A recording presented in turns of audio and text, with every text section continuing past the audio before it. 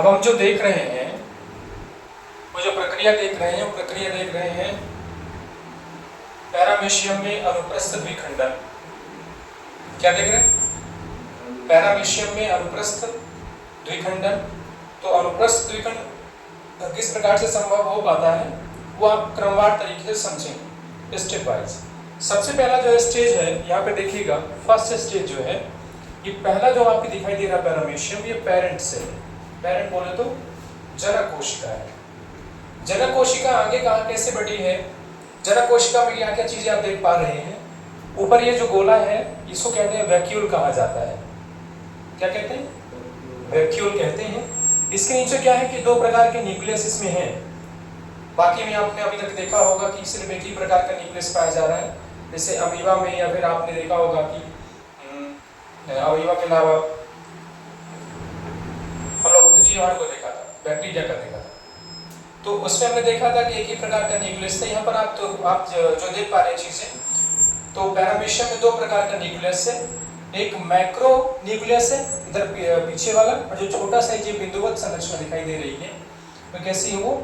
Micro nucleus की है। Micro macro में अंतर क्या है? मैक्रो कहते हैं बृहद या बड़ा कहते हैं, माइक्रो क्या कहते हैं? सूक्ष्म या छोटा कहते हैं। क्या कहते हैं? माइक्रो मतलब छोटा न्यूक्लियस और मैक्रो मतलब बड़ा न्यूक्लियस। आपने द्विखंडन की प्रक्रिया में इतनी बात समझी कि सबसे पहले क्या होता है? कैरियोकाइनेसिस होता है, मतलब केंद्रिका या केंद्रक विभाजन होता है। सबसे पहले क्या होता है? केंद्रक या केंद्रिका विभाजन। तो द्वितीय जो स्टेज है, सेकंड स्टेज में आप क्या देख रहे हैं कि जो डिवाइडिंग माइक्रो न्यूक्लियस, यानी कि जो छोटा न्यूक्लियस था, छोटा न्यूक्लियस कहाँ डिवाइड हो रहा है? ये बड़ा हो गया है। क्या हो रहा है? ये बड़ा हो गया है। और जो मैक्रो था, तो मैक्रो लगभग उतना ही साइज का रह गया है। अब बीच में से पतला हो गया है। बीच में से क्या हो गया? पतला हो गया है। ये डिवाइडिंग माइक्रो न्यूक्लियस। ये सेकंड स्टेज से। थर्ड स्टेज में क्या होता है कि ये टूटकर दो भागों में परिवर्तित हो जाता है, यानी कि जो माइक्रो और मैक्रो जो न्यूक्लियस थे वो क्या हो चुके हैं? पूरी तरीके से टूट चुके हैं। और क्या क्या अलग हुआ है? ये जो न्यू ओरल ग्रुव है, ये जो ओरल ग्रुव है, मतलब ये जो ओरल ग्रुव था, तो ओरल ग्रुव अब दो भाग में डिवाइड हो चुका है। यहाँ पर आप क्या देख रहे हैं कि सिर्फ यहाँ पर सिर्फ कितना, तो ओरल ग्रुव कितना था? पहले स्टेज पर एक ओरल ग्रुव था। इस वाले में कितना ओरल ग्रुव हो गया है?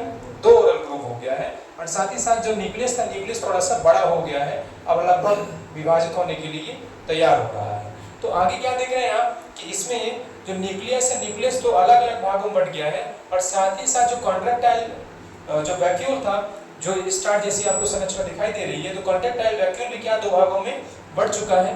और जो ये गोला जैसी संरचना है, तो ये भी क्या दो भागों में बढ़ चुकी है। ये क्या है? वैक्यूल है। तो दो अलग अलग शरीर में क्या हो रहा है कि दो अलग अलग भागों में ये परिवर्तित हो रहे हैं।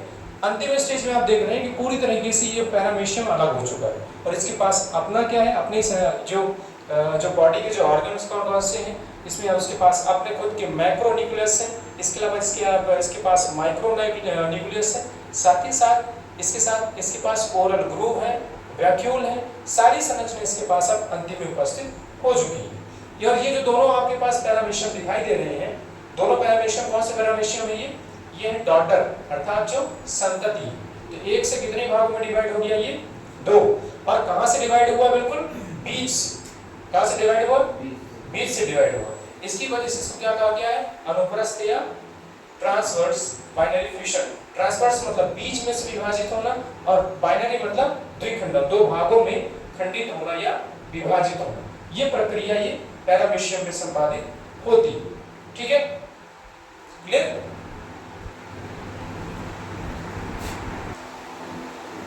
अब हम लोग क्या कर रहे हैं? अब हम लोग प्लैनेरिया में द्विखंडन की जो विधि पाई जाती है उसको समझने का प्रयास कर रहे हैं। हमारे पास जो यहाँ पर स्टेजेस हैं, हम इनको क्या कर देते हैं कि प्लैनेरिया की द्विखंडन को, ये जो प्रक्रिया है उसको अलग अलग उपखंडों में बांट देते हैं, है ना? हम लोग इसको क्या कर रहे हैं कि अलग अलग उपखंडों में बांट देते हैं। पहले खंड के अंतर्गत आप लोग क्या देख रहे हैं कि जो प्लैनेरिया है, प्लैनेरिया का ये बॉडी है। प्लैनेरिया का जो फेरिंक्स होता है, ग्रसनी होती है, ग्रसनी के पीछे का जो एक भाग होता है, ये भाग इस प्रकार से कंस्ट्रिक्ट हो जाता है, मतलब थोड़ा संकुचित हो जाता है। क्या हो रहा है? थोड़ा सा संकुचित सिकुड़ जा रहा है। सिकुड़ने के बाद यहाँ पर आप लोग देख रहे हैं कि दो प्लानेरी यहाँ पर तैयार हो गए। जो प्लानेरी का जो फॉर्मेशन है दो तरीके से ये हो चुका है। पहला ये ऊपर हो गया, दूसरा पोर्शन क्या है नीचे हो गया। होता क्या है इसमें दरअसल कि जैसे ऊपर वाली बॉडी देख रहे हैं इसमें आप इसमें क्या देख रहे हैं, इसमें आंख वगैरह आपको दिखाई दे रही है। नीचे वाले में क्या होता है कि नीचे वाले में जो बाद में जो ऑर्गन्स रह जाते हैं, शरीर के जो अन्य भाग हैं वो बाद में विकसित होते हैं। प्लानेरिया में क्या होता है कि आधी बॉडी जब कट हो जाती है, कट होने के बाद जो अंग बचते हैं वो अंग नए अंग विकसित हो जाते हैं, बाकी जो शरीर में पुराना रह जाता है। यह पूंछ टाइप का आप देख रहे हो, इसका पूंछ टाइप से क्या है विकसित हुआ। पूंछ तो ऑलरेडी इसके पास थी पहले से, लेकिन ऊपरी वाला जो भाग था, ऊपर का जो भाग वो क्या हुआ विकसित हुआ। ऊपर वाले में क्या था कि कट हो गया था, तो पूंछ बाद में विकसित हो जाती है। अर्थात जो आधा शरीर कहकर किसका रहता है, जनक का रहता है, और आधा शरीर बाद में क्या हो जाता है विकसित हो जाता है। प्लानेरिया में इस प्रकार का जो जनन है प्रजनन पाया जाता है। खंडन के अंतर्गत आप समझिए, एक बार फिर से मैं बोल दे रहा हूँ, क्या हो रहा है कि पहली प्रोसेस में जनक सेल है, ये जनक कोशिका है। जनक कोशिका में फेरिक्स पीछे ग्रसनी के पीछे क्या हुआ कंस्ट्रिक्शन हुआ। कंस्ट्रिक्शन मतलब अर्थात क्या हुआ सिकुड़न टाइप का हुआ। जब सिकुड़न टाइप का हुआ तो वहां से जो प्लानेरिया कितने भागों में डिवाइड हो गया, दो भागों में डिवाइड हुआ। और प्रत्येक भाग में कुछ न कुछ पुराना तो पाया जाएगा, बॉडी में कुछ न कुछ क्या रहेगा पुराना तो रहेगा। तो पुरानी बॉडी में पुराना के साथ साथ नए अंगों का भी विकास हो जाता है। नीचे वाले में क्या देख रहे हैं, नीचे वाले में क्या था पहले आंखें नहीं थी, बाद में क्या डेवलप हो गया आंख। और ऊपर वाले में क्या पूंछ नहीं थी, बाद में क्या हो गया टेल डेवलप हो गया। ठीक है ना, समझ में आया? ठीक, बना लीजिए इसको।